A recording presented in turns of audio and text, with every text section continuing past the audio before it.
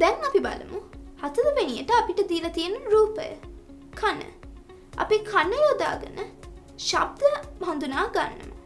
එහෙනම් මට කියන්න දකුණු පැත්තේ කනට ගැලපෙන රූපය. හරියටම හරි. සින්දු අහන ළමයා. එහෙනම් අපි කන ලෙස දක්වන ස්ප්‍රයිට් එක මත ක්ලික් කරාම කන ඩ්‍රැග් කරගෙන යන්නත් සින්දු අහන ළමයාගේ ටච් වුණාම කන ලෙස දක්වපු ස්ප්‍රයිට් එක නොපෙනී යන්නත් විධානය නිර්මාණය කරමු. මම මුලින්ම events ක්ලික් කරා. ඊට පස්සේ when click block එක මේ විදිහට ඩ්‍රැග් කරනවා. දැන් මේ පුංචි තලේ ක්ලික් කරලා කන තේරුවා. ඊට පස්සේ මම නැවත behavior ක්ලික් කරනවා. දැන් sprite begins block එක මේ විදිහට ඩ්‍රැග් කරනවා. දැන් මේ පුංචි තලේ ක්ලික් කරලා කන තේරුවා. නැවතත් මම behaviors ක්ලික් කරා.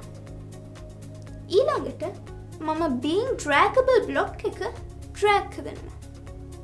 දැන් මේ කන ලෙස දක්වපු ස්ප්‍රයිට් එක සින්දු අහන ළමයාගේ ටච් වුණොත් මේ කන ලෙස දක්වපු ස්ප්‍රයිට් එක නොපෙනී යන්න අවශ්‍ය වෙනවා. අපි ඒ විධානය හදමු. මම මුලින්ම events ක්ලික් කරා. ඊට පස්සේ when touches block එක මේ විදිහට ඩ්‍රැග් කරනවා. දැන් මේ පුංචි තලේ ක්ලික් කරලා කන තේරුවා. දෙවැනි එක ක්ලික් කරලා සින්දු අහන ළමයා තේරුවා. දැන් මම sprites ක්ලික් කරනවා.